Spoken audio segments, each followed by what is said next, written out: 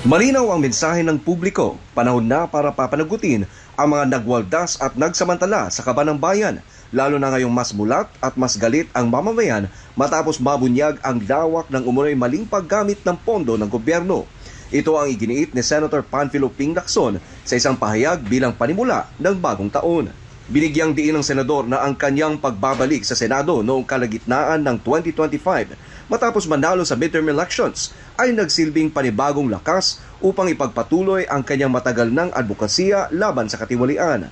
Sa mga nagdaang buwan, naging sentro si Lacson ng pagbubunyag ng umunoy pandarambong sa pondo ng bayan, partikular sa mga palpak at pinaghihinala ang ghost flood control projects. Kasabay ng kanyang mga pahayag, umaasa rin si Lacson na hindi uurong ang Pangulo sa laban kontra korupsyon, lalo na matapos ang kontrobersyal, ngunit matapang na pahayag nitong mahiya naman kayo sa State of the Nation Address noong Hulyo.